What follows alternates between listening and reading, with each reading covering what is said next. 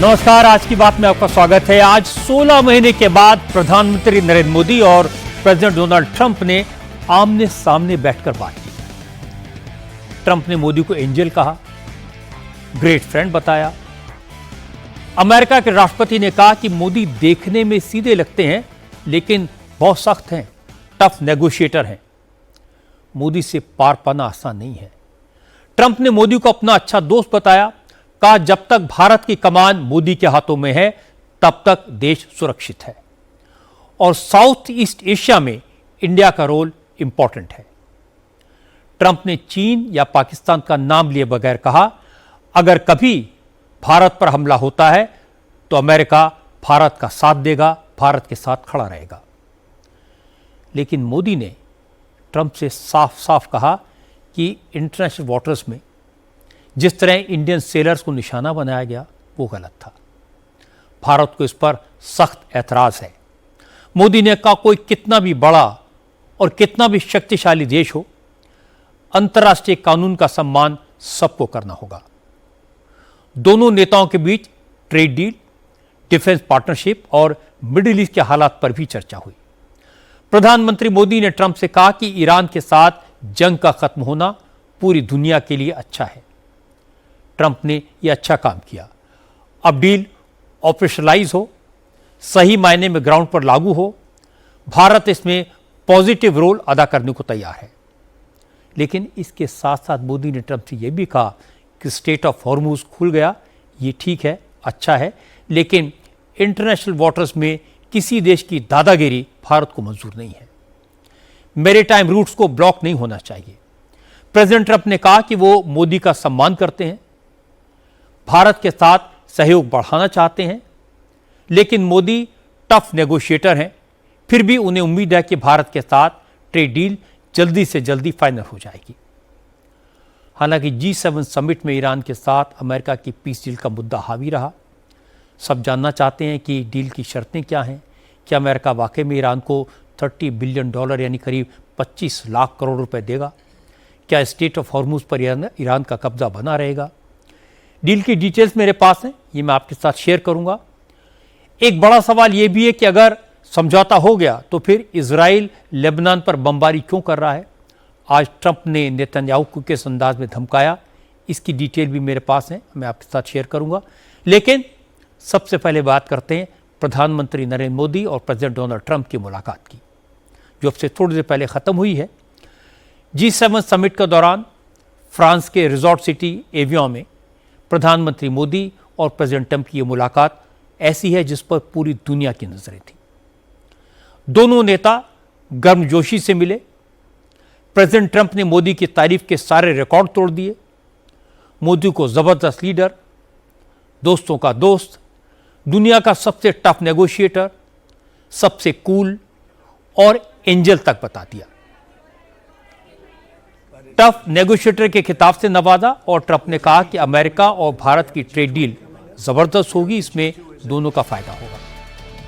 फरवरी 2025 के बाद ये दोनों नेताओं की पहली मीटिंग थी।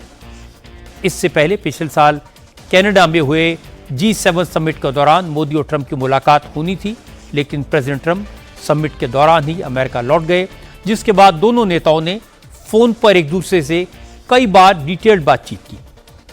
लेकिन आज प्रेसिडेंट ट्रंप ने मोदी के साथ मीटिंग में कैंसिल हुई पिछली मुलाकात की सारी कसर निकाल दी। ट्रंप ने वर्ल्ड मीडिया के सामने बहुत बड़ी बात कही। ट्रंप ने कहा, अगर भारत पर कभी कोई हमला हुआ तो वो पूरी ताकत से भारत का साथ देंगे। ट्रंप ने कहा कि भारत के साथ प्रधानमंत्री मोदी के साथ उनकी दोस्ती अनलिमिटेड है और इसी दोस्ती के आधार पर वो हर हालत में भारत का साथ देने का वादा करते हैं। I think it's a great relationship. I can tell you this, without having a contract, we don't have a contract, you'd have to write contract, but if they were attacked, we would be there to help them. How is that? Is that a good statement? Okay, come here, man. If anybody attacks that man, we're going to be there. Now, if there's a new leader, I'm not sure about it. Okay.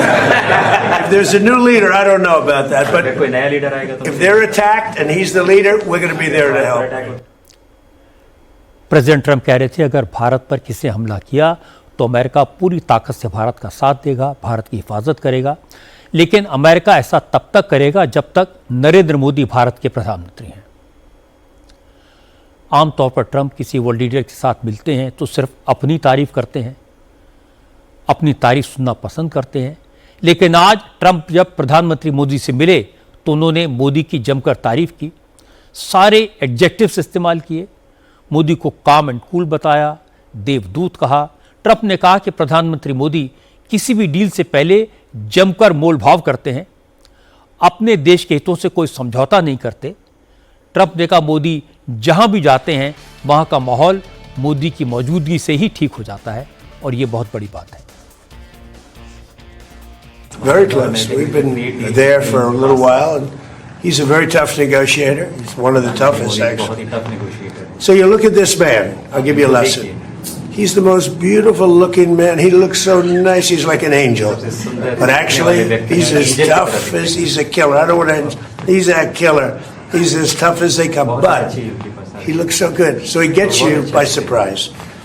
But there's few people like this. People say he's such a nice man. I said no, he's very tough. He's a tough trader, and he loves the Indian people, but he also loves the USA. We had Howdy Modi in Houston, remember? And the stadium was full. Right, remember that? He did Namaste Trump in India. That was great. And we'll be going to India sometime in the future. Well, we had a great visit last time in India. We opened up that new stadium, and I think there were 300,000-400,000 people. It seated like about 150,000, and there were 250,000 outside, and there were 100,000 on the grass. Do you expect India to play any role in West Asia? Yeah, I do. I think India plays a big role in everything. As long as he's the leader, India's going to play a big role. As long as I'm president, we have a great. They have a great friend in the White House. I don't know where there might have been a trouble, but I don't think so. I can tell you, everyone here, they love India. They have tremendous respect for this man. To a leader, they were thrilled. They could not have been happier. Well, this gentleman came, and that's a big get. President Trump कह रहे थे कि वो बहुत से world leader से मिले हैं, लेकिन मोदी जैसा कोई नहीं। मोदी शांत स्वभाव के हैं, लेकिन मजबूती से अपनी बात रखते हैं। उनकी अदा निराली है और वो मोदी के मुरीद बन गए हैं। हालांकि प्रधानमंत्री मोदी ने प्रेसिडेंट ट्रंप से साफ साफ बात की, खुलकर बात की, भारत के इश्यूज को सामने रखा। मोदी ने ईरान के साथ डील पर प्रेसिडेंट ट्रंप को बधाई तो दी, पर यह भी कहा कि स्टेट ऑफ हॉर्मुज से आने जाने पर कोई रोक नहीं होनी चाहिए। प्रधानमंत्री ने अमेरिकी सेना के हमले में भारत के सेलर्स की मौत का मुद्दा भी उठाया और कहा कि अमेरिका ने यह गलत किया, ऐसा नहीं होना चाहिए था। आपसे मिलकर के बहुत खुशी हो रही है, और पिछले वर्ष हम वाशिंगटन में मिले थे। उसके बाद हमारे संबंधों में एक नई गति आई है, नई ऊर्जा आई है, और कई विषयों में हम बहुत मिल करके आगे चल रहे हैं। और हमारे लिए खुशी की बात है कि हमारी दोनों टीमें भी मिलजुल करके हमने जो टारगेट तय किए उसको पूरा करने के लिए भरपूर प्रयास कर रहे हैं, और हम बहुत तेजी से आगे बढ़ रहे हैं। एक्सेलेंसी, पश्चिम एशिया में शांति के जो प्रयास प्रगति हुई है, इसके लिए मैं आपका अभिनंदन करता हूँ। आपके इन प्रयासों के कारण पश्चिम एशिया में शांति की एक नई किरण नजर आ रही है, और हम आशा करते हैं कि चिरस्थायी शांति बनेगी। एक्सेलेंसी, आप और हम सभी इस बात से सहमत है कि हॉर्मुज का खुला रहना एक वैश्विक अर्थव्यवस्था के लिए बहुत ही अनिवार्य है। एक्सेलेंसी, हम हमेशा कहते रहे हैं कि फ्रीडम ऑफ नेविगेशन सुनिश्चित होना चाहिए, और इस पर हम सब ने मिलकर के बल देना चाहिए। एक्सेलेंसी, आप जानते हैं कि मैरीटाइम ट्रेड की दुनिया में भारत के लाखों सी फेरर्स आज दुनिया के अलग अलग समुद्र में अपनी सेवाएं दे रहे हैं, विश्व की प्रगति में बहुत बड़ा योगदान दे रहे हैं, और मैं समझता हूं कि उनकी सुरक्षा भी उतना ही महत्वपूर्ण है। एक्सेलेंसी, समझौते के लिए शांति के प्रयासों में आपने भरपूर प्रयास किया है। मुझे पूरा विश्वास है कि समझौते में सी फेरर की सुरक्षा भी सुनिश्चित होगी और उसको प्राथमिकता मिलेगी। प्रेसिडेंट ट्रंप ने भी अमेरिका के हमले में भारतीय सेलर्स की मौत पर अफसोस जताया। प्रेसिडेंट ट्रंप ने कहा कि सी फेयरिंग का प्रोफेशन बहुत टफ है, इसमें इस तरह के हादसे हो जाते हैं, लेकिन उनको इस घटना से बहुत दुख हुआ। There is also a tragic loss of lives of Indian sailors recently, sir, in American strikes. Any words of condolences for the grieving families? Sir? Yeah, I do. I heard about that. It's a rough profession. There's no question about it. And we work together on it. This has been happening throughout time, but we work together on it. Yeah, certainly. We love all of those people. They're great people. President Trump से पूछा गया था क्या उन्हें America के हमले में Indian sellers की मौत पर अफसोस है। इस पर ट्रंप ने कहा उन्हें इसकी खबर मिली तो जानकर दुख हुआ, लेकिन समुद्र में शिप्स को लेकर जाना बहुत रिस्की बिजनेस है, हालांकि ऐसे हादसे न हो तो ही ठीक है। प्रेसिडेंट ट्रंप ने अमेरिका और भारत की ट्रेड डील पर भी खुशखबरी दी। ट्रंप ने कहा कि भारत और अमेरिका के बीच ट्रेड डील बहुत जल्दी फाइनल होगी। इससे दोनों देशों के बीच ट्रेड $19 ट्रिलियन तक पहुंच जाएगा। अमेरिका भारत में इन्वेस्टमेंट करेगा, भारत भी अमेरिका के साथ ट्रेड बढ़ाएगा। ये ट्रेड डील दोनों मुल्कों के लिए विन विन वाली होगी। We had in particular some very good conversations with Prime Minister Modi, India, and we're doing trade deals. We're doing a lot of things. A lot of things are happening between the United States and India. The United States is doing the best we've ever done. We have over $19.2 trillion coming in, and we're building factories. We're building everything, and Prime Minister is building a lot in the United States. He's spending a lot of money in the United States, so we appreciate that job. But I just want to say he's been my friend for a long time now, and we've always had a great relationship, and it's great to be with you. Thank you very much. President Trump ने बताया कि भारत और America के बीच जो trade deal होने वाली है वो लास्ट फेज में है। मोदी अच्छी बार्गेनिंग कर रहे हैं। उन्हें उम्मीद है कि इस डील से अमेरिका और भारत दोनों में इन्वेस्टमेंट बढ़ेगा। आज ट्रंप ने भी माना कि मोदी शांत और कूल हैं, नाइस है, पर टफ नेगोशिएटर हैं, क्योंकि ट्रंप को इस बात का एहसास है कि उन्होंने मोदी के बारे में क्या क्या नहीं कहा। लेकिन मोदी ने डिग्निटी के साथ डील किया। जो लोग हमारे यहां मोदी और ट्रंप की केमिस्ट्री पर सवाल उठा रहे थे, जो लोग ट्रंप के कमेंट्स को लेकर मोदी की खामोशी को कमजोरी बता रहे थे, उन्हें आज ट्रंप ने जवाब दे दिया। अब उन लोगों को सोचना चाहिए कि क्या मोदी को ट्रंप के साथ तू मैं में पड़कर वाहवाही लूटनी चाहिए थी या शांत रहकर संयम से भारत के इंटरेस्ट पर फोकस करना चाहिए था। जहां तक ट्रंप का सवाल है, उन्होंने किसको छोड़ा है? अपने बेस्ट फ्रेंड इजराइल के प्राइम मिनिस्टर नेतन्याहू के बारे में हाल ही में क्या क्या कहा, फ्रांस के प्राइम मिनिस्टर का मजाक उड़ाया, शी जिनपिंग पुतिन के बारे में किस तरह के शब्दों का इस्तेमाल किया। ट्रंप डिप्लोमेसी में, नाइसिटीज में यकीन नहीं रखते, इसलिए उनके साथ डील करने का तरीका अलग है। संयम बरतना सरेंडर नहीं होता, चापलूसी करना सरेंडर होता है। और जो लोग मोदी को जानते हैं वो इस बात की गारंटी देंगे कि चापलूसी करना मोदी की फितरत में है ही नहीं। मोदी ने जता दिया कि वो कूल दिखते हैं, पर आंख में आंख डालकर बात करना जानते हैं। ट्रंप से डील करना कितना मुश्किल है, ट्रंप का रुख कैसे होता है, इसका एक एग्जांपल आज G7 समिट के दौरान देखने को मिला। एवियन में आज ग्लोबल इकोनॉमिक सिक्योरिटी पर ग्रुप ऑफ 7 के लीडर्स की मीटिंग हो रही थी। प्रेसिडेंट ट्रंप इस मीटिंग में हिस्सा लेने पहुंचे तो एक पल के रुके और कहा, आई एम द बॉस। इस मीटिंग में होस्ट फ्रांस के प्रेसिडेंट मैक्रो, ब्रिटेन के prime minister Keir Starmer, Italy के prime minister Giorgia Meloni, Germany के चांसलर फ्रेडरिक मर्ज और कनाडा के प्राइम मिनिस्टर मार्क कार्नी और EU की president Ursula von der Leyen भी थी। ट्रंप ने सबसे आखिर में एंट्री ली और बाकी लीडर्स को देखकर कहा, आई एम द बॉस। और इसके बाद वहां मौजूद रिपोर्टर से भी कहा वो भी मीटिंग में शामिल होना चाहें तो उनको कोई दिक्कत नहीं है।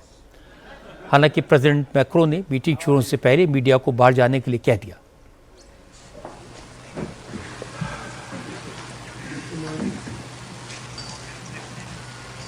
Hello, I'm the boss. How are you? Good, thank you.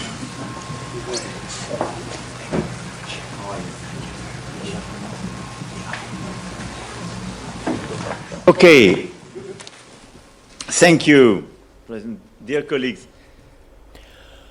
खुद को दुनिया का बॉस बताने वाले ट्रंप अगर मोदी की तारीफों के पुल बांधें, अमेरिका की गलती पर अफसोस जताएं, तो ये बड़ी बात है।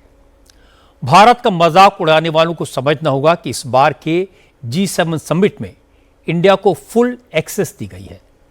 फुल एक्सेस का मतलब होता है प्राइम मिनिस्टर नरेंद्र मोदी दुनिया के टॉप लीडर्स के साथ रियल पावर रूम का हिस्सा हैं।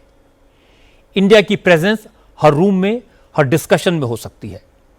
आमतौर पर नॉन G7 कंट्रीज को न तो इतनी एक्सेस दी जाती है और न ही इतनी इंपॉर्टेंस।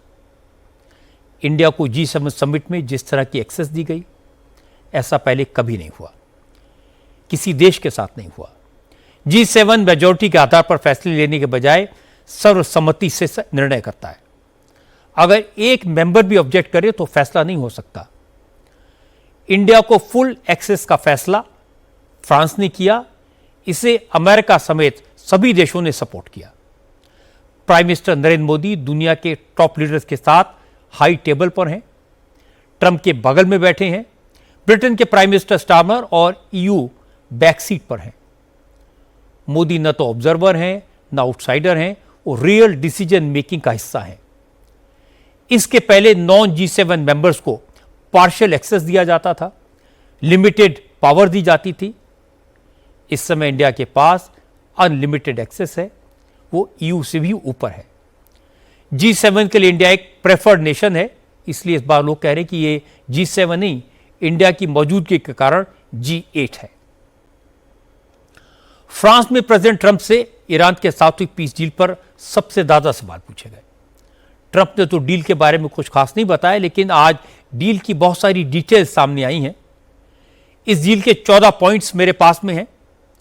मिडिल ईस्ट के न्यूज चैनल अल अरेबिया और न्यूज एजेंसी के मुताबिक डील के तहत ईरान को $300 बिलियन का फंड मिलेगा। बड़ी बात है कि इसमें से $150 बिलियन की रकम ऑलरेडी ईरान के लिए बनाए गए रिकंस्ट्रक्शन एंड डेवलपमेंट फंड में जमा करा दी गई है। यह फंड गल्फ कंट्रीज की प्राइवेट कंपनियों ने बनाया है। इसकी रकम जंग के दौरान ईरान के तबाह हुए स्टील प्लांट, रिफाइनरीज और एयरपोर्ट्स के रिकंस्ट्रक्शन में खर्च की जाएगी। बाकी $150 बिलियन पीस डील होने के बाद इंस्टॉलमेंट्स में ईरान को दिए जाएंगे। पीस डील में ईरान से यह भी वादा किया गया कि दुनिया के तमाम देशों में उसके जो अकाउंट्स फ्रीज्ड हैं वो भी अनफ्रीज कर दिए जाएंगे। इस वक्त ईरान के 120 से $150 बिलियन अमेरिकी सैंक्शन की वजह से दुनिया भर में जब्त हैं। इनमें से $12 बिलियन ईरान को डील पर साइन करने के तुरंत बाद मिलेंगे। बाकी की रकम धीरे धीरे ईरान एक्सेस कर पाएगा। डील में भारत के काम की जो खबर है वो ये है कि शुक्रवार को डील साइन होने के 30 दिन के भीतर ईरान स्ट्रेट ऑफ हॉर्मुज को पूरी तरह खोल देगा। इस दौरान ईरान समुद्र में बिछाई गई माइंस को हटाएगा ताकि शिप सुरक्षित रूप से हॉर्मुज से निकल सके। अमेरिका पहले ही ईरान के पोर्ट्स का ब्लॉकेड खत्म कर चुका है। ईरान से तेल का एक्सपोर्ट शुरू हो गया है। डील में यह भी कहा गया कि ईरान ये गारंटी देगा कि वो न्यूक्लियर वेपन नहीं बनाएगा, इंटरनेशनल इंस्पेक्टर्स को अपनी न्यूक्लियर साइट्स पर जाने की परमिशन देगा। हालांकि इस मुद्दे पर अगले 60 दिन में बात पक्की होगी। इसके बाद कोई फाइनल फैसला लिया जाएगा। लेकिन मजे की बात है कि प्रेसिडेंट ट्रंप अपने मुंह से कबूल नहीं करना चाहते थे कि उन्होंने ईरान में $300 बिलियन के इन्वेस्टमेंट का वादा किया है। ट्रंप से आज जब इसके बारे में सवाल पूछा गया तो उन्होंने कहा कि अमेरिका एक फूटी कौड़ी भी ईरान को नहीं देगा। ट्रंप ने यह भी कहा कि अब अगर ईरान ने बदमाशी की तो वो अमेरिकन फोर्सेस को फिर से बमबारी शुरू करने का आदेश देने में देर नहीं लगाएंगे। It's been reported that it includes a $300 billion reconstruction fund funded by Gulf allies. That's No, false? it's false. That Is there any people, you can invest if you want. I mean, what am I going to do? Say nobody's ever allowed to invest? No, we're not investing. We're not putting up 10 cents, and people can decide to do that, but that's up to them. I mean, do you want me to say nobody's ever allowed to invest in a country? I'll say it with Egypt. Nobody's allowed to invest in Egypt. Am I supposed to say that? I'm asking whether... We are not investing in it, and we do not have a fund. Are you asking Gulf countries? No, to I'm have a not. fund? I'm not. If they do it, fine. But I would say they won't be doing it for a while until they find out the behavior. It's a behavior thing. And if I don't like it, we'll go back to shooting at them, dropping bombs on their head. When do you expect the word? If I don't like it, if they don't behave, we'll go right back to dropping bombs right smack in the middle of their head. Okay? Because they've misbehaved for 47 years. All right? President Trump से पूछा गया क्या America Iran को deal के बदले में $300 billion देगा, तो ट्रंप ने कहा अमेरिका एक भी पैसा ईरान को नहीं देने जा रहा। कोई और देश ईरान में इन्वेस्टमेंट करेगा तो मना भी नहीं करेंगे, पर अगर ईरान अपने वादे से मुकरता है, कोई गलत हरकत करता है, तो वो फिर से ईरान पर बम बरसाने का ऑर्डर दे देंगे। अब ये तो तय है कि अमेरिका ने ईरान की ज़्यादातर शर्तें मान ली हैं। ईरान भी 2 कदम पीछे हटने को तैयार है, इसलिए पीस डील होगी। लेकिन सबसे बड़ी मुश्किल है इजराइल का रुख। पीस डील में लेबनान पर हमले बंद करने की शर्त ईरान ने रखी है। अमेरिका ने इस पर सहमति दी है, लेकिन इजराइल हिजबुल्लाह के खिलाफ मिलिट्री एक्शन रोकने के लिए तैयार नहीं है। इजराइल ने आज फिर लेबनान पर हमले किए, लेबनान के कई शहरों पर मिसाइल्स की बौछार कर दी। इजराइल के इस बर्ताव से ट्रंप नाराज हैं। उन्होंने इजराइल के प्राइम मिनिस्टर नेतन्याहू को कड़ी चेतावनी दी है। ट्रंप ने कहा उन्होंने नेतन्याहू को बता दिया है कि अमेरिका की मदद के बगैर इजराइल को अपना वजूद बचाना मुश्किल हो जाएगा। अगर उसने लेबनान पर हमले नहीं रोके तो अमेरिका इजराइल की कोई मदद नहीं करेगा। I'll tell you what, Israel's fighting Hezbollah too long and too many people are being killed. And you don't have to knock down an apartment house every time you're looking for somebody. Because there are a lot of people in those apartment houses. And they're not all Hezbollah, that I can tell you. And I suggested to Israel to let Syria take care of Hezbollah. Because to be honest with you, I think they do a better job of doing it. I've had a great relationship with Bibi, but now Bibi has to be more responsible with respect to Lebanon. I didn't like where 2 hours before we're signing the agreement that there was an attack in Lebanon, in Beirut. It was right in, it wasn't like in the southern side, and it was in Beirut. I did not like that. I let them know that. I didn't like it, not at all. Without us, without the United States, there would be no Israel. Without me, there would be no Israel, because no other president was willing to do what I did. President Trump कह रहे थे कि Israel Hezbollah से निपटने के लिए बहुत खून खराबा कर रहा है।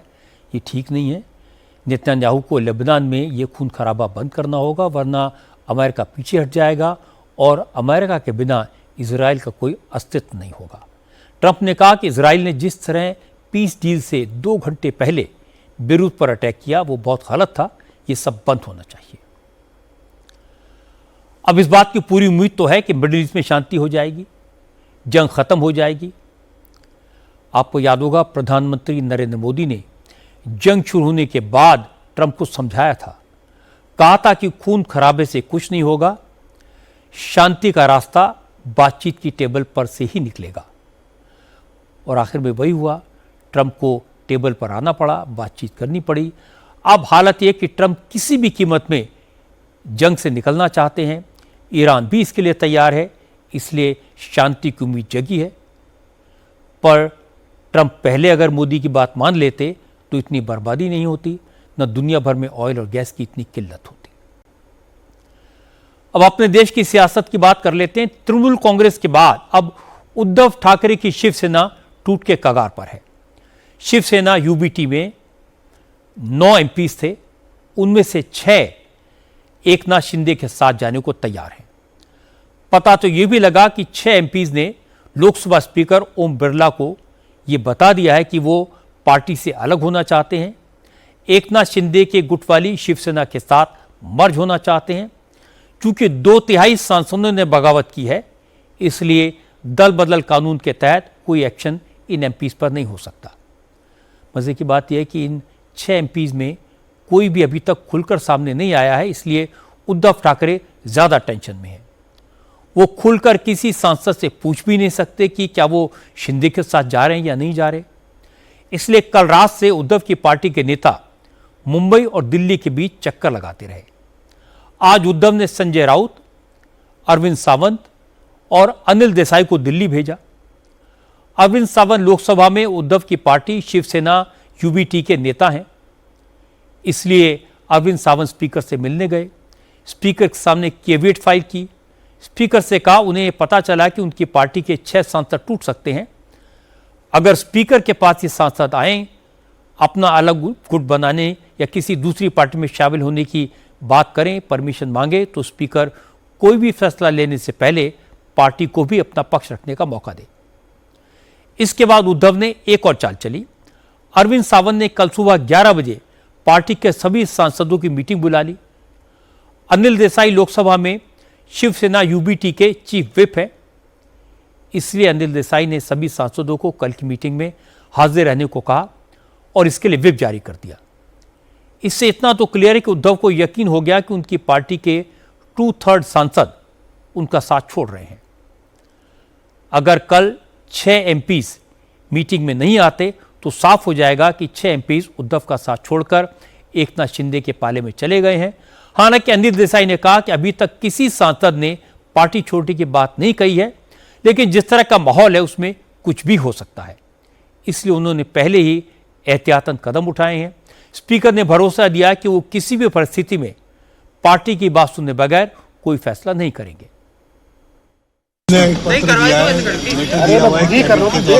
कि कोई ग्रुप अगर हमारे से यहाँ पे आता है तो उनको व्यवस्था देने से पहले हमको सोचे, हमको मिले, हमारी सुने और कायदे में जिस तरह से प्रावधान है कोई ग्रुप इस तरह से मर्ज नहीं हो सकता। अगर मर्ज होना है तो पार्टी को मर्ज होना पड़ता है, पूरे के पूरे पार्टी को उस संख्या के साथ में मर्ज होती है तो बात होती है। ग्रुप को मर्ज होने का प्रावधान नहीं है, वो हमने दिखा दिया है और उस तरह की व्यवस्था ना देने के दरख्वास्त की जो उन्होंने मांगा। लोकसभा स्पीकर से मिलने के बाद संजय राउत का मुंह लटका हुआ था। उन्होंने करीब करीब मान लिया था खेल खत्म हो गया, वो बाजी हार चुके हैं। संजय राउत ने कहा उन्हें समझ नहीं आ रहा है कि बीजेपी को क्या हो गया है, बीजेपी विपक्ष को खत्म करने पर क्यों तुली है। संजय राउत ने कहा उन्हें मालूम है ये सब डीलिमिटेशन बिल और विमेन रिजर्वेशन बिल को पास कराने के लिए हो रहा है। हमने उनको लेटर भी दिया है कि अगर ऐसा कोई आता है शिवसेना का यूबीटी के नाम से कि हमको अलग गुट बनाना है तो सबसे पहले हमारी बात आप सुन लीजिए और नियम कानून संविधान और सुप्रीम कोर्ट का जो डायरेक्शन है उसके मुताबिक आप निर्णय लीजिए बस। और हम आपसे इतनी उम्मीद करते हैं और कुछ नहीं।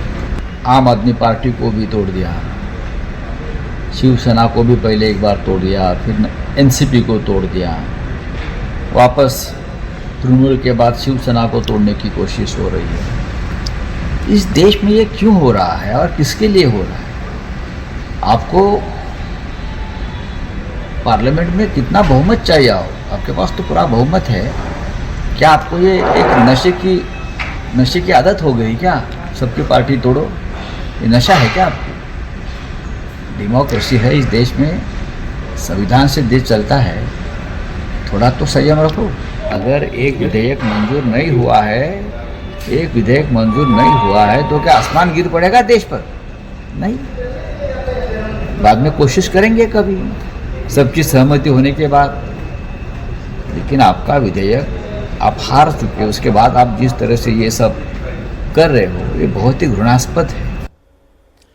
संजय राउत बीजेपी पर इल्जाम लगा रहे हैं, लेकिन एकनाथ शिंदे की पार्टी के नेता और केंद्रीय मंत्री प्रताप जाधव ने कहा जो हो रहा है संजय राउत की वजह से हो रहा है। संजय राउत ने कहा था कि रीजनल पार्टीज को कांग्रेस में मर्ज कर लेना चाहिए।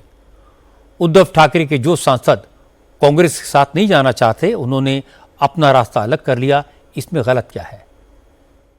ये देखो, ये मैंने नहीं कहा, ये खुद संजय राउत ने ही कहा है कि रीजनल पार्टियों ने नेशनल पार्टी में मर्ज होना चाहिए।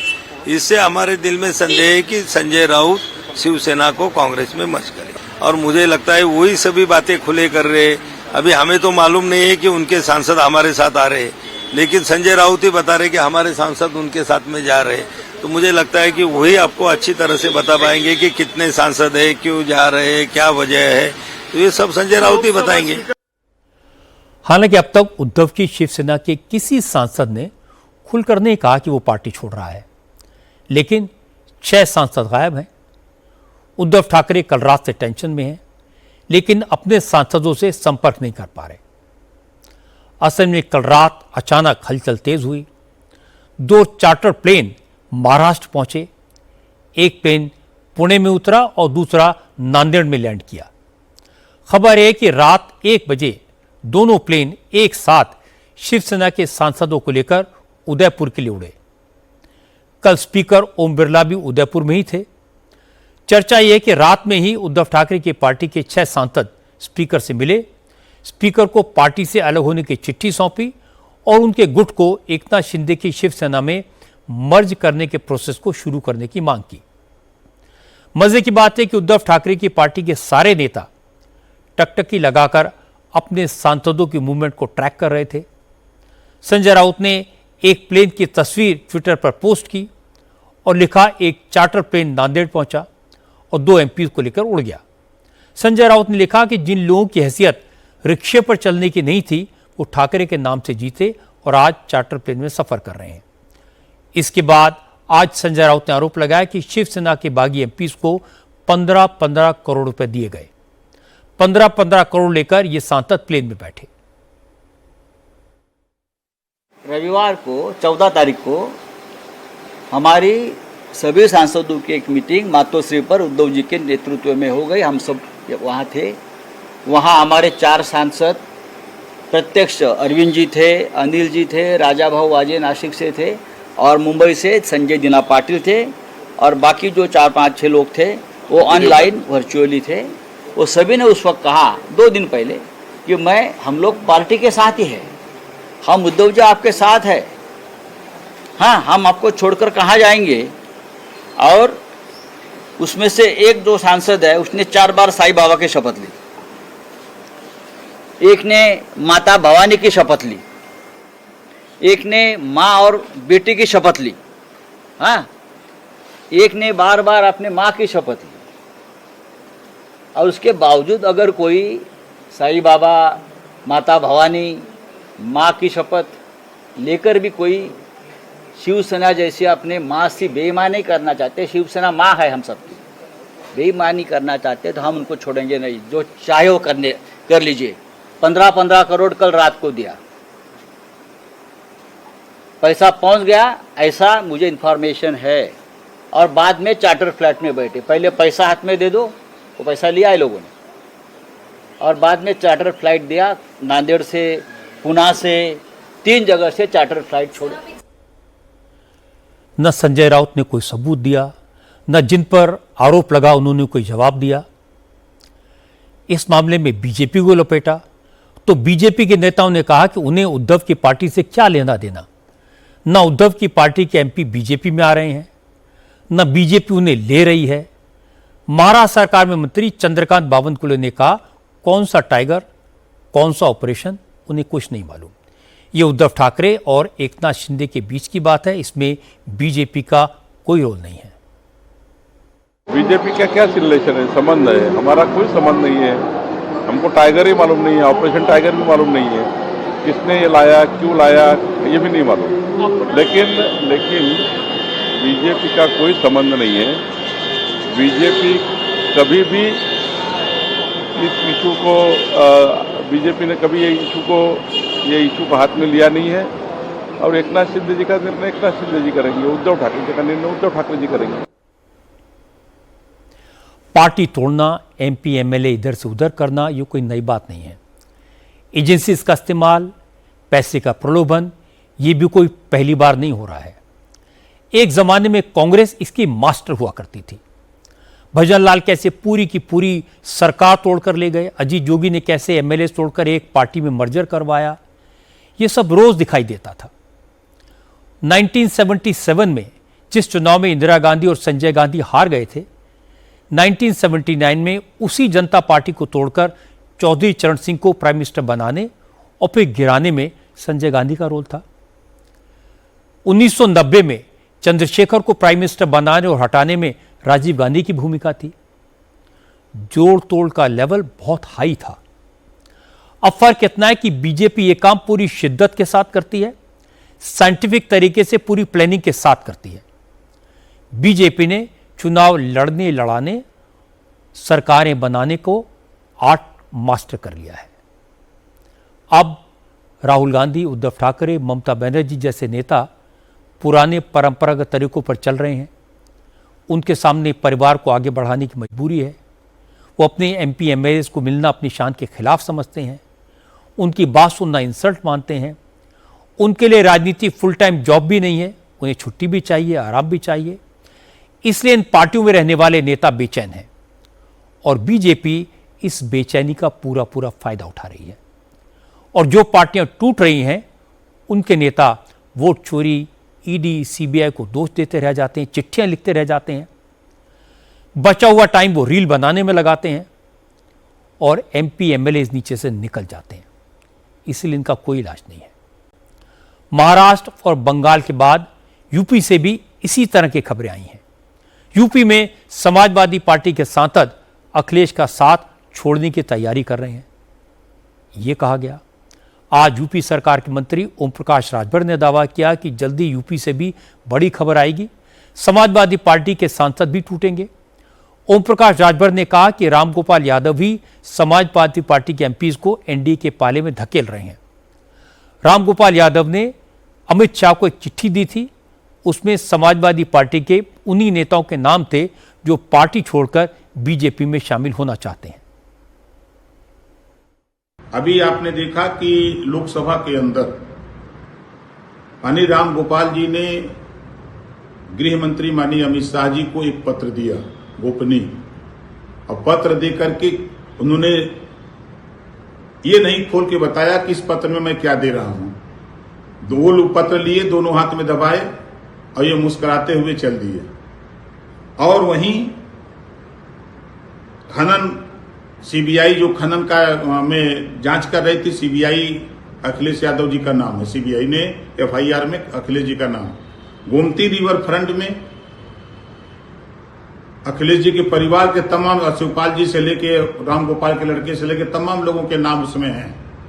इनसे बचने के लिए ये लोग कभी गृह मंत्री जी से मिलते हैं तो कभी प्रधानमंत्री जी से मिलते हैं। तो वो देख लीजिएगा, आपके सामने मैं कह रहा हूं कि जो हश्र बंगाल में हुआ है TMC का, दूसरा हश्र हो रहा है महाराष्ट्र में शिवसेना का, वही हश्र यहां समाजवादी पार्टी जो चिट्ठी दिए हैं उसमें उन्होंने सूची बना के दिया होगा कि ये इन लोगों से संपर्क करिए, ये लोग आपके साथ चले जाएंगे। बड़ी टूटन समाजवादी पार्टी में इनके सांसद टूटने जा रहे हैं भारतीय जनता पार्टी के साथ। ओम प्रकाश राजभर आमतौर पर समाजवादी पार्टी पर हमले करते रहते हैं, इसलिए उनकी बात को शायद नजरअंदाज किया जाए। लेकिन आज यूपी के deputy chief minister Keshav Prasad Maurya ने भी कह दिया, समाजवादी पार्टी के 20 से 25 सांसद टूटने को तैयार हैं, लेकिन बीजेपी ने अपने दरवाजे नहीं खोले हैं।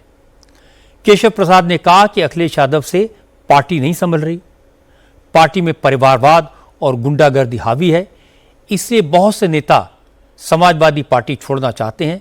इसमें बीजेपी का क्या कसूर? सपा में तो अभी 25-26 सांसद टूटने को तैयार बैठे, हम लोग तोड़ ही नहीं रहे हैं। हम लोग तो 27 में जानते हुए अपने आप ही टूट के चले जाएंगे। समाजवादी पार्टी का संचालन श्री अखिलेश यादव की साइकिल नहीं कर सकती। वो साइकिल सैफई जा सकती है, लेकिन सत्ता की गलियारे में नहीं जा सकती। देखिए, जो पार्टियां टूट रही हैं उनको टूटने से बचाने का काम भाजपा का नहीं है।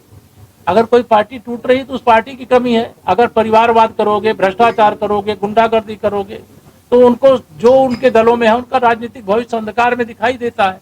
तो वो कोई दूसरे दल का ठिकाना, इसमें से कोई भाजपा में नहीं आया कि कोई भाजपा में आके शामिल हो गया, भाजपा ने तोड़ दिया। भाजपा ने नहीं तोड़ा। हालांकि अखिलेश यादव ने पार्टी में टूट के दावों को बेबुनियाद बताया। अखिलेश ने ओम प्रकाश राजभर का नाम लिए बगैर कहा, जो सत्ता के लिए खुद पारा बदलते रहते हों उनकी बातों पर क्या कहना। अखिलेश ने कहा, यह सही है कि बीजेपी ने पहले समाजवादी पार्टी के कई नेताओं को तोड़ा, लेकिन अब ऐसा नहीं होगा। अब तो बीजेपी के तमाम नेता पाला बदलने को तैयार बैठे हैं, लेकिन उन्होंने साफ कह दिया कि वो बीजेपी के नेताओं को समाजवादी पार्टी में शामिल नहीं करेंगे। भारतीय जनता पार्टी इसी तरीके से काम करती है और कई दलों को तोड़ चुके हैं। उत्तर प्रदेश में अगर आप देखेंगे तो उत्तर प्रदेश में भी समाजवादी पार्टी के कई विधायक, MLC, राज्यसभा उन्होंने तोड़े थे। मुकाबला करने के लिए समाजवादी पार्टी तैयार है। और आपको याद होगा पिछली बार भी प्रेस में ही मैंने कहा था कि अब भारतीय जनता पार्टी को मैं नहीं तोड़ूंगा, उनके विधायकों को नहीं लेंगे। भारतीय जनता पार्टी जो औरों की पार्टी तोड़ रही है, औरों के सांसद छीन रही है, यूपी में उन्हीं के विधायक तैयारी में हैं पाला बदलने के लिए। और कई ऐसे लोग हैं वो समय पे ही पत्ते खोलते हैं, उनका भरोसा ही नहीं, वो चल सन्यासी मंदिर में। एमपी तोड़ने के मामले में अखिलेश यादव को केशव प्रसाद मौर्य से शिकायत करने का तो हक नहीं है।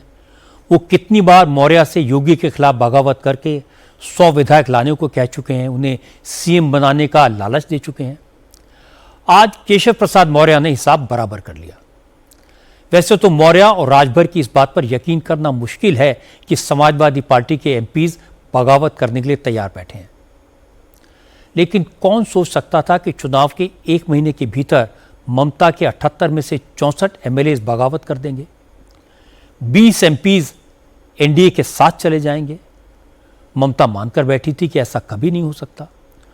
उद्धव ठाकरे कल रात तक दावा कर रहे थे कि उनके एमपीज ने कसम खाई है कि कोई नहीं छोड़ेगा, लेकिन कसम खाकर उनके एमपीज प्राइवेट प्लेन में बैठे और आज उनकी चिट्ठी लोकसभा में लैंड कर गई। इस नजरिए से देखें तो राजनीति में कभी भी कुछ भी हो सकता है।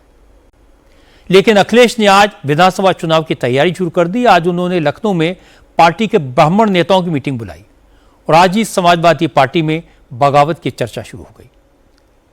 इससे अखिलेश काफी नाराज हैं। उन्होंने लखनऊ में पार्टी के नेताओं को समझाया, जैसे जैसे चुनाव करीब आएगा इस तरह की अफवाहें फैलाई जाएंगी, लेकिन समाजवादी पार्टी के नेताओं को उनके चक्कर में नहीं फंसना है।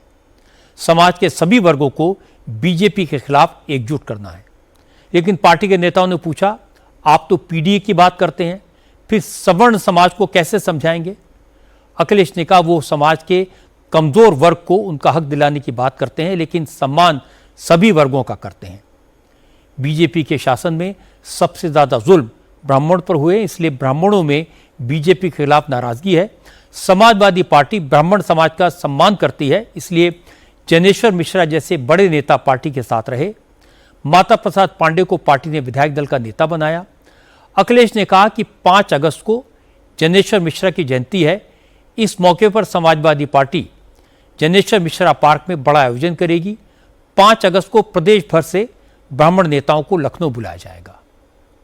हम लोगों ने आग्रह किया सबको साथ लेके समाजवादी पार्टी को आप लोग आगे बढ़ाइए और आप एक ताकत हो, आप मन बना लो, क्योंकि आपके साथ अन्याय भी बहुत हुआ है। 5 अगस्त को है, जनेश्वर मिश्रा पार्क में होगा, बड़ा कार्यक्रम होगा, भव्य कार्यक्रम होगा। जो वर्तमान राजनीतिक परिस्थितियां है उसमें जनेश्वर मिश्रा के संघर्षों को याद किया गया है और कहा गया है कि वही संघर्ष इस प्रदेश को रास्ते पर लाएगा। उसकी तैयारी के संबंध में बैठक थी। लेकिन ब्राह्मण समाज को लेकर समाजवादी पार्टी के इस आउटरीच प्रोग्राम से बीजेपी को ज्यादा टेंशन नहीं है। यूपी के deputy chief minister Brajesh Pathak ने कहा, समाजवादी पार्टी के डीएनए में मुसलमान हैं, ब्राह्मण इनके झांसे में नहीं आएंगे। ये समाजवादी पार्टी उनके डीएनए में केवल मुस्लिम तुष्टीकरण है, केवल दिखाने के दांत और हैं और खाने का और हैं। इनको कोई भरोसा नहीं करेगा। केवल ये मौलाना लोगों की पार्टी है, आम जनता इसका कोई लेना देना नहीं है, कोई मतलब नहीं, केवल दिखाने के दांत है। ओपी राजभर ने तो समाजवादी पार्टी के ब्राह्मण प्रेम की पूरी पोल खोल दी। राजभर ने कहा वो बीएसपी और समाजवादी पार्टी के साथ काम कर चुके हैं, वो जानते हैं इस तरह के कार्यक्रमों में किस तरह का फर्जीवाड़ा किया जाता है। ओपी राजभर ने कहा कि समाजवादी पार्टी ने अपनी ही पार्टी के कार्यकर्ताओं को ब्राह्मण बनाकर बैठा दिया होगा। देखिए, समाजवादी पार्टी जो ब्राह्मण सम्मेलन कर रही है उसको ये पता होना चाहिए कि इस देश में जो जाति व्यवस्था है सबसे विद्वान ब्राह्मण कम्युनिटी है।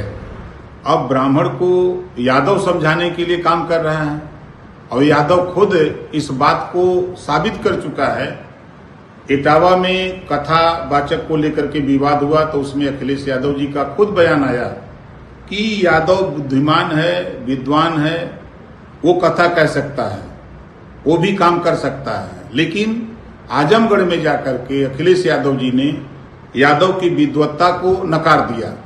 यादव उस कथावाचक का जो प्रश्न उन्होंने उठाया कह सकता है, उसको उन्होंने नकार दिया और नकार करके 6 ब्राह्मण को बैठा करके उन्होंने गृह प्रवेश कराया। तो कहां रह गई विद्वत्ता यादव के पास? अब यादव समझाएगा ब्राह्मण को। ब्राह्मण आज देश में जन्म से लेकर मरण तक सारा क्रियाक्रम ब्राह्मण कराता है, कहीं यादव कराता है? तो ये सिर्फ एक ड्रामा कर रहे हैं। उनकी मीटिंग में आप देखिएगा ना, तो सब यादव बैठे रहेंगे। हम तो बसपा में थे तो हमने देखा कि जब मुस्लिम सम्मेलन होता था तो लुंगी और टोपी बढ़ती थी। अब जो दलित होते थे वो लुंगी और टोपी पहन करके मुसलमान के मुसलमान बन के बैठते थे। बसपा में ब्राह्मण सम्मेलन होता तो वही मंच पर 4-5 लोग रहते थे और जनेऊ पहन करके नीचे जो है वही जो है बसपा के नेता लोग जनेऊ पहन करके आगे बैठते थे 150 लोग। तो उसी तरह का ही दिखाने के लिए ड्रामा कर रहे हैं और कुछ है नहीं। अखिलेश यादव पिछले 2 साल से पीडीए का नारा लगा रहे थे क्योंकि लोकसभा चुनाव में उनका ये फॉर्मूला चल गया था। लेकिन जैसे जैसे विधानसभा चुनाव करीब आ रहा है वैसे वैसे अखिलेश को एहसास हो रहा है कि सिर्फ पीडीए से काम नहीं चलेगा। इसलिए अब ब्राह्मणों का भरोसा जीतने की कोशिश की जा रही है। लेकिन अखिलेश को ये समझना चाहिए कि यूपी की सियासत अब बदल गई है, लोगों की सोच बदली है। सिर्फ जाति के नाम पर लोग वोट नहीं देते, विकास का भी ख्याल करते हैं और पिछले 9 साल में योगी आदित्यनाथ ने विकास करके दिखाया है। चुनाव की तैयारी में योगी भी लगे हैं और उनका फोकस विकास और रोजगार के मुद्दे पर है। आज योगी ने लखनऊ में 923 कंप्यूटर ऑपरेटर्स को अपॉइंटमेंट लेटर्स दिए। इस मौके पर योगी ने बताया कि उन्होंने सरकारी नौकरियों में भर्ती की प्रक्रियाओं को कैसे तेज किया, कैसे ट्रांसपेरेंट बनाया, यूपी में कैसे सरकारी भर्तियों में पर्ची और पैसे का खेल खत्म किया। जिन लोगों को नौकरियां मिली हैं उन्हें योगी ने यह भी बताया कि ड्यूटी के दौरान क्या नहीं करना है। योगी ने कहा उन्होंने अकेले पुलिस डिपार्टमेंट में 2 लाख से ज्यादा भर्तियां की हैं, लेकिन कभी कोई आरोप नहीं लगा। पुलिस ने जो जवान भर्ती हुए उनकी ट्रेनिंग यूपी में ही हो, इसके लिए इंफ्रास्ट्रक्चर डेवलप किया, लेकिन करप्शन का कोई इल्जाम नहीं लगा, न कोई कोर्ट कचहरी के चक्कर में फंसा। हमने भर्ती की प्रक्रिया को पूरी पारदर्शिता के साथ आगे बढ़ाया। पिछले दिनों आपने देखा होगा लगभग 35,000 पुलिस आरक्षी के लिए परीक्षा संपन्न हुई है। 28 लाख नौजवान उसके लिए एप्लीकेंट थे। उससे पहले 41,000 होमगार्ड के लिए भी हम लोग परीक्षा आयोजित की। पिछले 9 वर्ष में 2.25 लाख पुलिस कार्मिकों की भर्ती हुई है अलग अलग स्टेजेस में, और ये सभी प्रक्रिया पूरी ट्रांसपेरेंसी रही, कोई सिफारिश नहीं, कोई भेदभाव नहीं। कानून का राज स्थापित करने के लिए, सुशासन के उन लक्ष्यों को प्राप्त करने के लिए आवश्यक है शुरुआत यहां से हो। मुझे याद है 17 में जब सरकार बनी थी, उस समय मैंने पूछा भी पुलिस के कितनी भर्तियां हैं। मुझे बताया गया था कि साहब इतने लाख भर्तियां होनी हैं। वे क्यों नहीं हो पाई हैं? क्योंकि कोर्ट का स्टे है। हमने उसमें कार्रवाई शुरू की, माननीय न्यायालय ने आदेश दिया कि आप भर्ती कर सकते हैं। हमने प्रक्रिया को आगे बढ़ाने की शुरुआत की कि पता लगा, मैंने कभी भर्ती होंगे तो ये जवान जाएंगे कहां ट्रेनिंग के लिए। 17 में हमारे पास केवल 3,000 की ट्रेनिंग की क्षमता थी, आज हमारे पास 60,000 ट्रेनिंग की क्षमता मौजूद है। और आपने देखा होगा गत वर्ष हम लोगों ने 60,244 भर्ती की थी, और सभी 60,244 की भर्ती को ट्रेनिंग हमने यूपी पुलिस के ही अपने केंद्रों में ट्रेनिंग भी दी है उनको, और वे ट्रेनिंग लेने के बाद सफलतापूर्वक अब फील्ड में जाकर के अपनी ड्यूटी करना प्रारंभ कर दी है। इसके बाद योगी ने यूपी के पुलिस वालों को नसीहत भी दी। योगी ने कहा उन्होंने पूरी पारदर्शिता के साथ, ईमानदारी के साथ भर्तियां की हैं। अब पुलिस वालों की जिम्मेदारी है कि फील्ड में जाएं तो अपनी ड्यूटी ईमानदारी से करें, अपनी जिम्मेदारी को समझें। जो लोग ड्यूटी पर होते हैं और रील बनाते हैं ये अनुशासनहीनता के दायरे में आएगा और सरकार इसे बर्दाश्त नहीं करेगी। हम लोग अक्सर देखते हैं ड्यूटी के दौरान बहुत सारे लोग रील बनाते रहते हैं। ये अनुशासनहीनता का एक पार्ट है। उस समय हमें अपनी ड्यूटी के प्रति सजग होना होगा, न कि रील बनाना होगा। हमें इस बात को ध्यान में रखना होगा कि जिस कार्य को हमें करना है उसके प्रति उतनी ही सतर्कता और उतनी ही गंभीरता भी होनी चाहिए, तब वह गरिमापूर्ण तरीके से परिणाम दे पाएगा।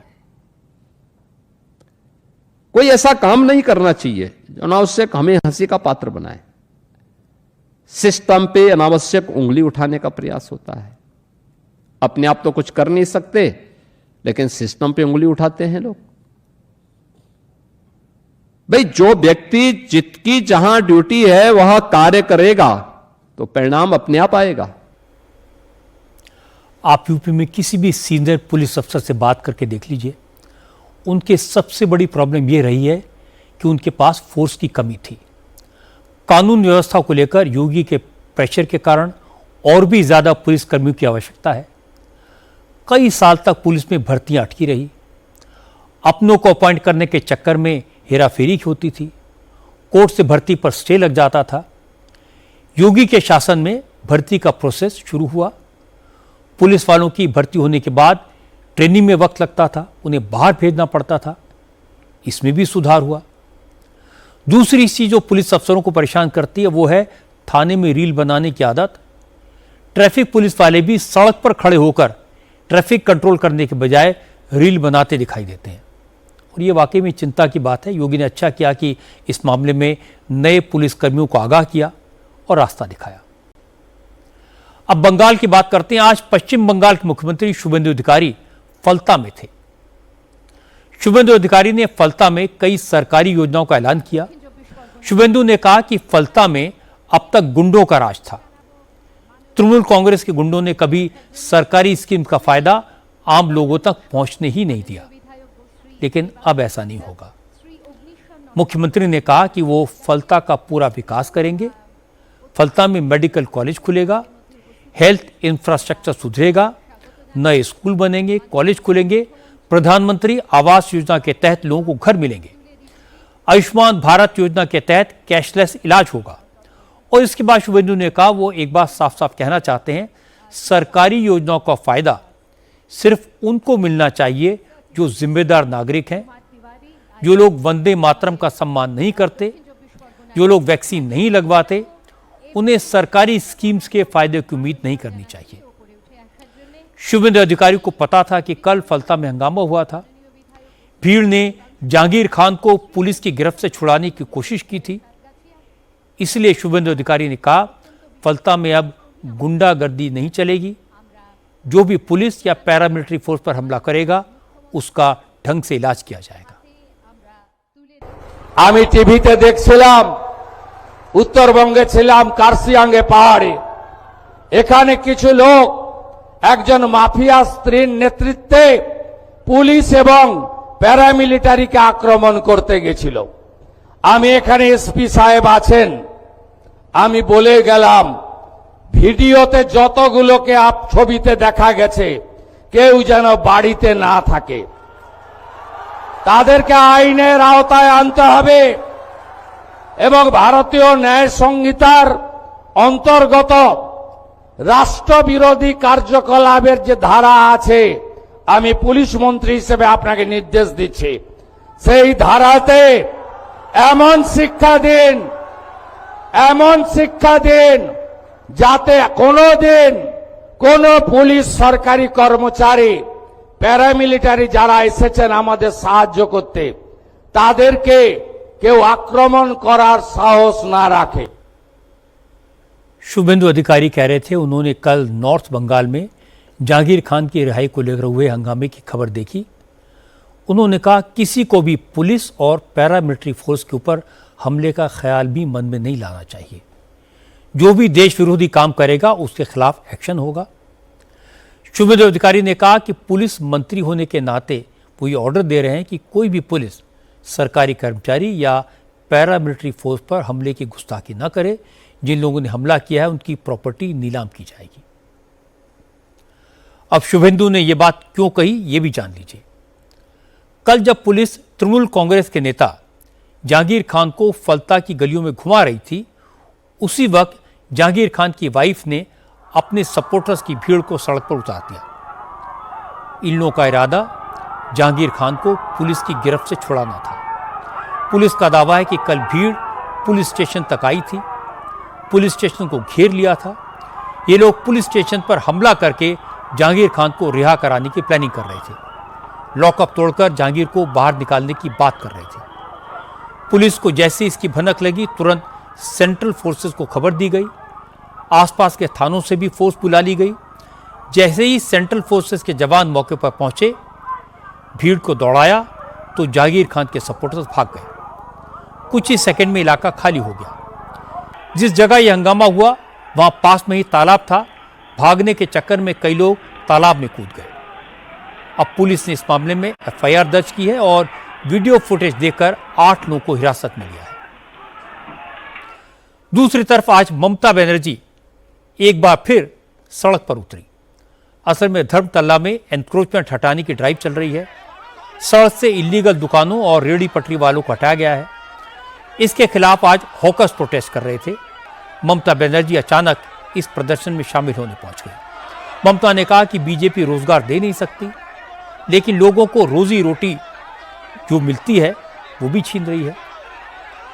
दूसरे राज्यों में बीजेपी ने यही किया है और अब यही काम बंगाल में शुरू कर दिया है।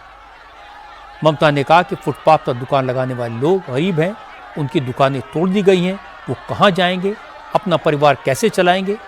ममता ने कहा कि सरकार पहले हॉकर्स को रोजगार दे, उन्हें दुकान लगाने के लिए वैकल्पिक जगह दे, उसके बाद दुकानें हटाई जाएं तो ठीक है, वरना वो हॉकर्स के हक के लिए सड़क पर संघर्ष करेंगे।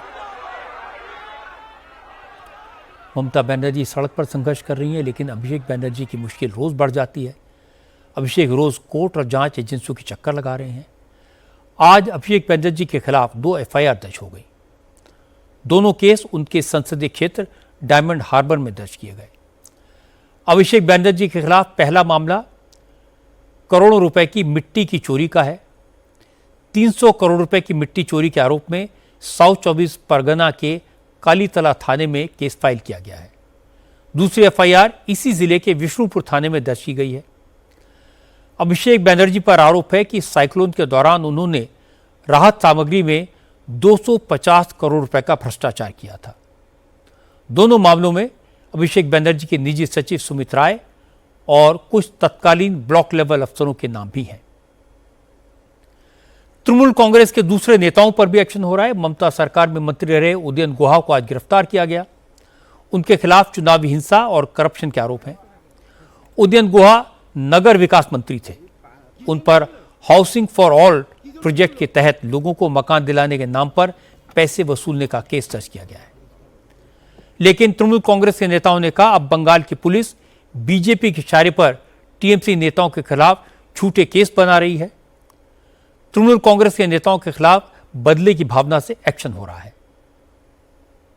उदयन गो के अरेस्ट किया, ये तो एक विंडिक्टिव चाल है। यही तो बीजेपी के सरकार कर रहे हैं। अपने काम कुछ नहीं है, विरोधियों को पीछे लगना, यही उनका कायदा है, वही कर रहे हैं। एनसीपीआई कोई पार्टी है नहीं। ये सांसद लोग एंटी डिफेक्शन लॉ अवॉइड करने के लिए एनसीपीआई के पैर में जम दिया। आज टीएमसी के लिए एक और बुरी खबर आई। कोलकाता में तृणमूल कांग्रेस को अपना ऑफिस खाली करना पड़ा। दरअसल कोलकाता में पार्टी का जो ऑफिशियल जगह है वहाँ पुरानी बिल्डिंग तोड़कर एक नई इमारत बनाई जा रही है और 5 साल से तृणमूल का ऑफिस कैनाल साउथ रोड से चल रहा था। ये बिल्डिंग मनोतोष शाह की है। उन्होंने तृणमूल कांग्रेस को अपनी बिल्डिंग किराए पर दी थी। ये कॉन्ट्रैक्ट पिछले साल ही खत्म हो गया था, लेकिन बंगाल में ममता की सरकार थी, इसलिए न तो किराया मिल रहा था, न मनोतोष शाह की इतनी हिम्मत थी कि वो तृणमूल कांग्रेस से बिल्डिंग खाली करने को कहें। सरकार बदली, वक्त बदला तो मनोतोष शाह पुलिस के पास कंप्लेंट करने पहुंच गए। अपनी बिल्डिंग खाली कराने की गुजारिश की। पुलिस ने तुरंत एक्शन लिया, तृणमूल कांग्रेस को नोटिस भेजा और बिल्डिंग खाली करने को कहा। असर यह हुआ कि कल रात में ही बिल्डिंग से सामान उठा लिया गया। टीएमसी के नेताओं ने भरोसा दिलाया कि 1-2 दिन में मनोज शाह की बिल्डिंग पूरी तरह खाली हो जाएगी। मेट्रोपॉलिटन में बने ये पार्टी ऑफिस मंटू शाह का था, जो मॉडर्न डेकोरेटर के मालिक भी है। उनके इसी बिल्डिंग पर तृणमूल कांग्रेस के पार्टी ऑफिस हुआ करता था और 2025 साल तक इसका जो रिन्यूअल था कॉन्ट्रैक्ट, उस कॉन्ट्रैक्ट ओवर हो जाने के बाद अब इस पार्टी दफ्तर को तृणमूल कांग्रेस को छोड़ना पड़ेगा और इसीलिए यहाँ पर छोड़ने का और खाली करने का जो काम है यहाँ पर किया जा रहा है। 2025 तक इस बिल्डिंग का कॉन्ट्रैक्ट तृणमूल कांग्रेस के साथ था।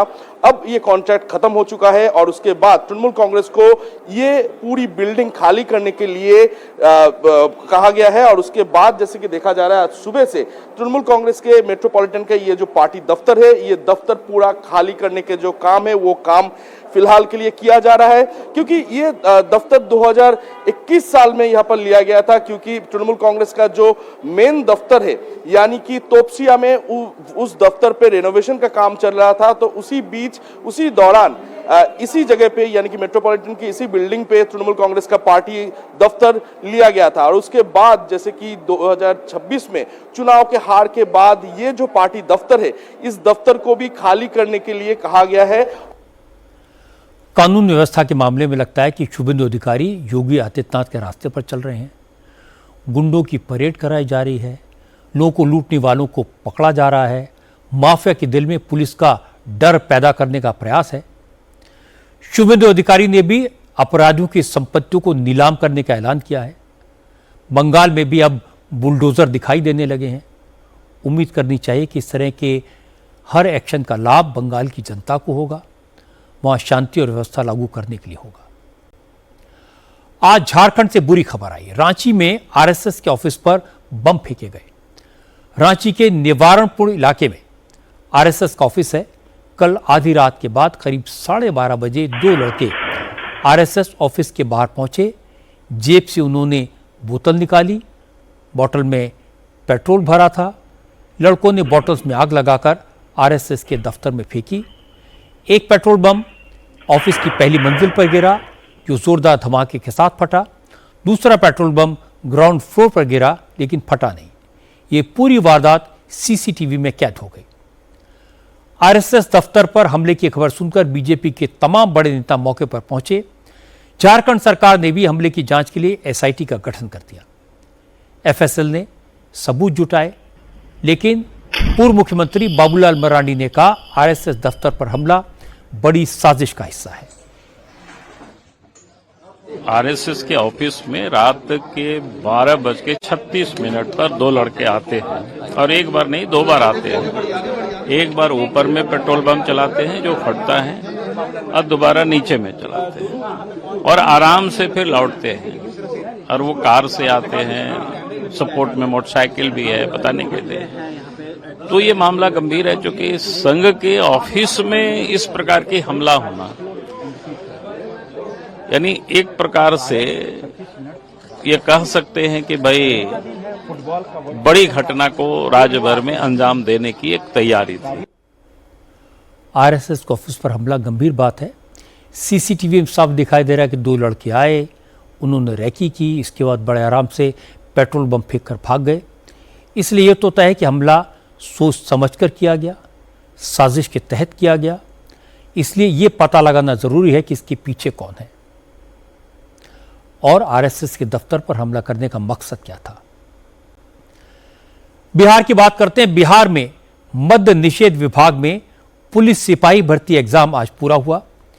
4236 पदों के लिए जो इम्तिहान हुआ, उसमें 5.5 लाख से ज्यादा स्टूडेंट शामिल हुए। इसलिए बिहार के रेलवे स्टेशन और बस स्टैंड पर अच्छी खासी भीड़ थी।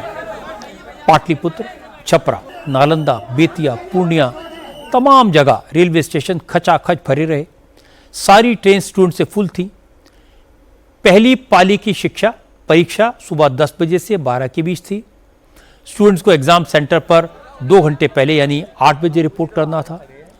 इसलिए ज्यादातर स्टूडेंट्स रात में ही अपने सेंटर पर पहुंच गए।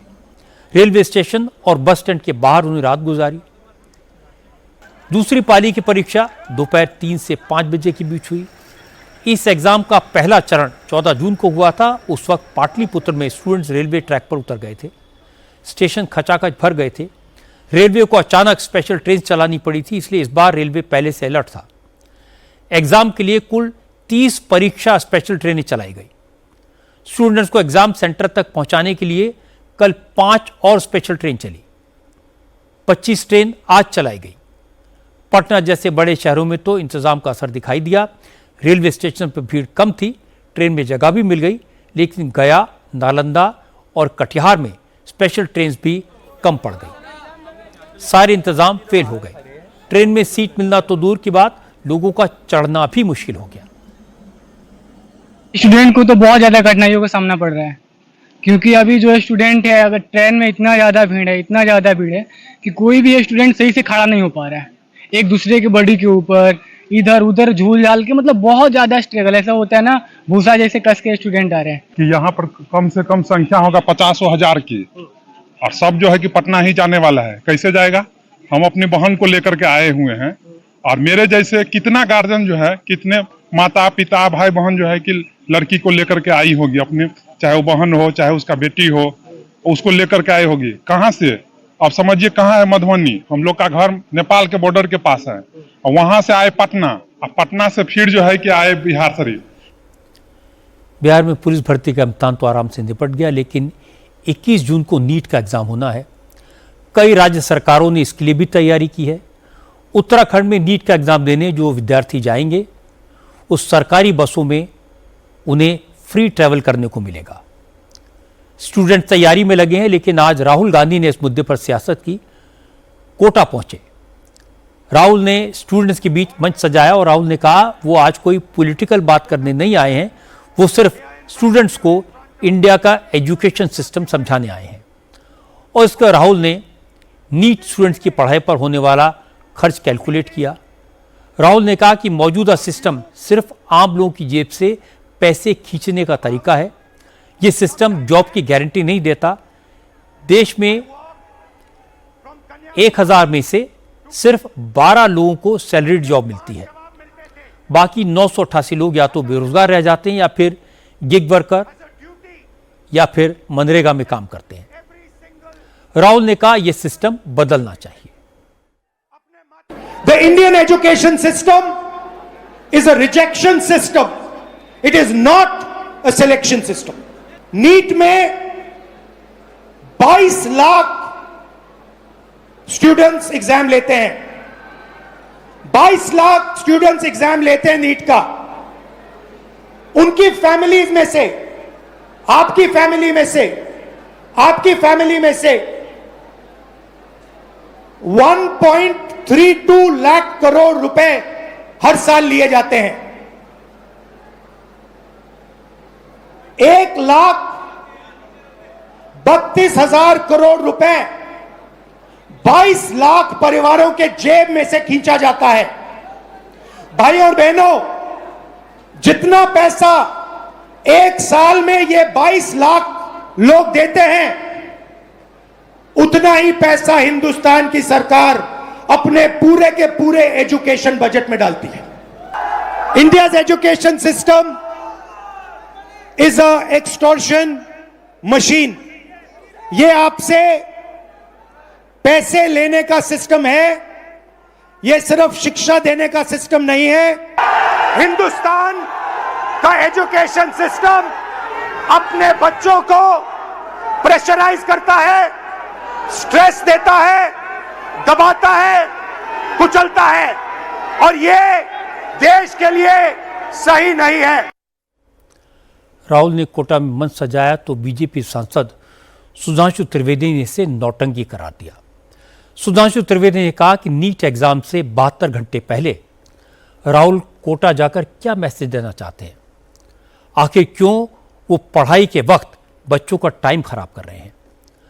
सुधांशु त्रिवेदी ने कहा कि राहुल का मकसद सिर्फ और सिर्फ राजनीति करना है, लेकिन बच्चों के भविष्य को लेकर ऐसा नहीं होना चाहिए।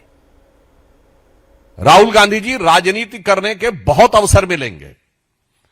21 के बाद भी राजनीति हो सकती है। हमारा सीधा सवाल आपसे यह है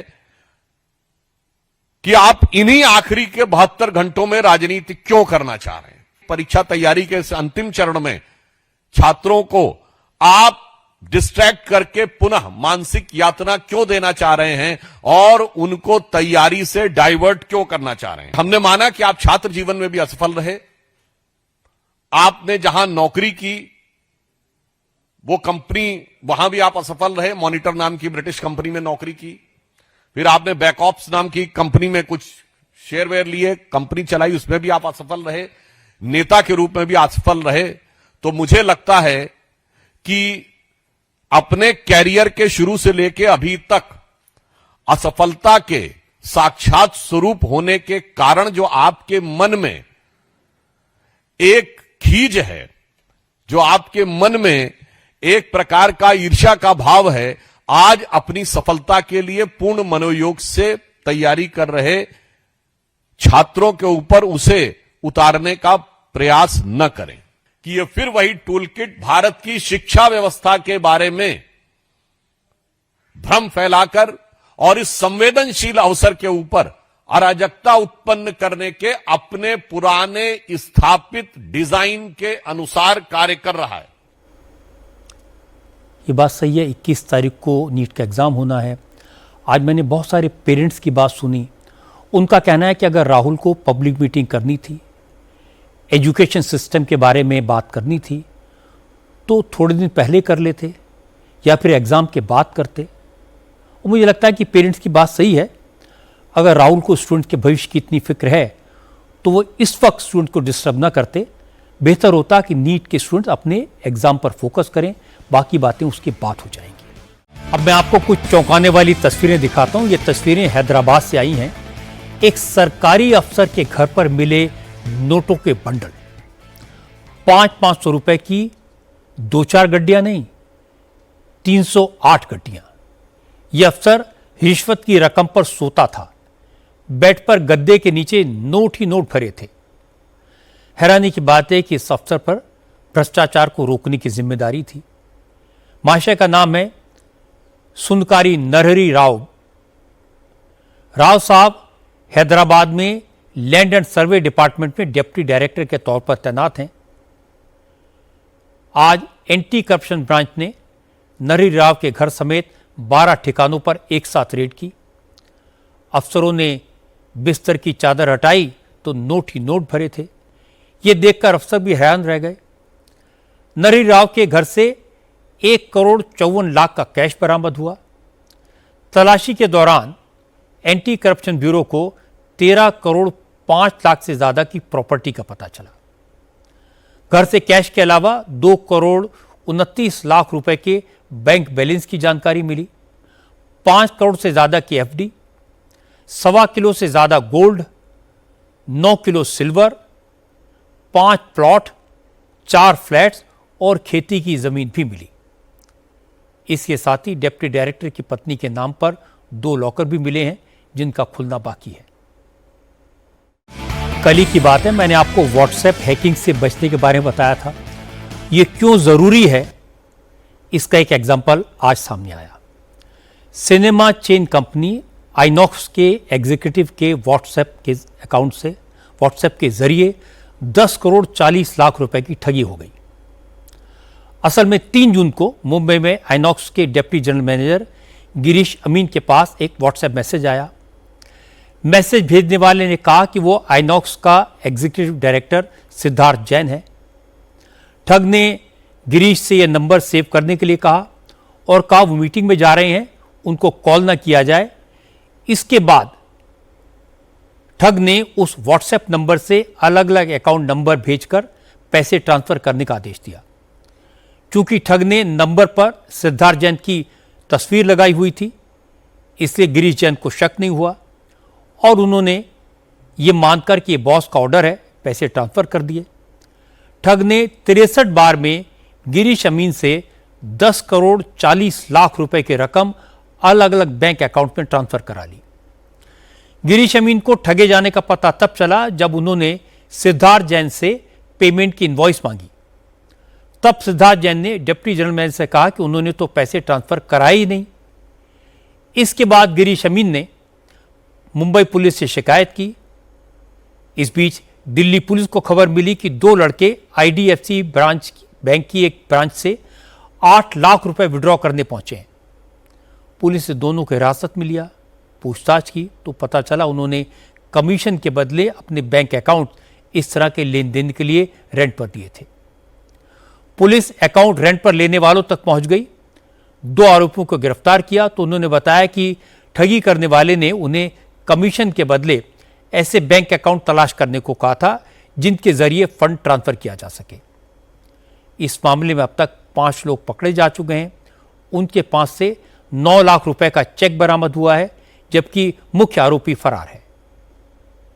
मोडस ऑपरेंडी यही रहती थी कि किसी आदमी का व्हाट्सएप से एक प्रोफाइल पिक लगाते और फिर उसकी वॉइस चेंज करके और उसको फ़ोन करते जो उनके जानकार हैं, जैसे इस में कंपनी के डायरेक्टर की वॉइस चेंज करके और उनकी फ़ोटो लगाकर व्हाट्सएप पर, और व्हाट्सएप से कॉलिंग की गई उनके कंपनी के डीजीएम को, ताकि उसको फ़ोटो और आवाज़ से शक ना हो कि ये कोई और शख्स है, और उस तरीके से उनको बरगलाकर और अकाउंट्स में ये पैसे ट्रांसफ़र करा लेते थे। फिर उनको अलग अलग मल्टीपल अकाउंट्स में ट्रांसफ़र करके अलग अलग जगह पे इन्होंने एक मतलब पूरा सिंडिकेट है जिसमें अलग अलग जगह पर इन्होंने इसमें शख्स रखे हुए हैं जो उनको बोलते हैं कि भाई अब आप इस अकाउंट से पैसे निकलवा लो। आजकल चीटिंग के लिए व्हाट्सएप का इस्तेमाल बहुत ज़्यादा हो रहा है। जगह जगह से खबरें आ रही हैं और व्हाट्सएप का इस्तेमाल सब लोग करते हैं। ज़्यादातर सर्विसेज भी व्हाट्सएप पर अवेलेबल हैं। बैंक से जुड़े काम व्हाट्सएप के ज़रिए होते हैं, इसलिए सबको ज़्यादा सावधान रहने की ज़रूरत है। अगर किसी नंबर से पैसा ट्रांसफ़र करने का मैसेज आता है, फ़ोन आता है, उस पर तस्वीर भले ही किसी जानने वाले की हो, लेकिन आप यकीन ना करें, न मैसेज ओपन करें, न कॉल रिसीव करें, और अगर ज़रा भी शक हो तो तुरंत 1930 पर फ़ोन करें।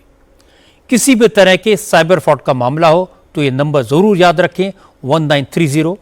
अगर वक्त पर 1930 को कॉल किया गया तो चीट करने वाले पकड़े भी जा सकते हैं और आपका पैसा वापस भी मिल सकता है। आखिर में एक नज़र कल की बड़ी खबरों पर। प्रधानमंत्री नरेंद्र मोदी कल पेरिस में यूरोप की आईटी और स्टार्टअप की सबसे बड़ी समिट वीवा टेक में शामिल होंगे। कल दिल्ली में उद्धव ठाकरे की शिवसेना के सांसदों की बैठक होगी। पश्चिम बंगाल में लीडर ऑफ ऑपोजिशन के विवाद पर कल कलकत्ता हाईकोर्ट फैसला सुनाएगा। कल झारखंड की 2 और मिजोरम की 1 राज्यसभा सीट के लिए वोटिंग होगी। आज की बात में इतना ही। मेरे आपसे अगली मुलाकात कल रात 8:30 बजे होगी।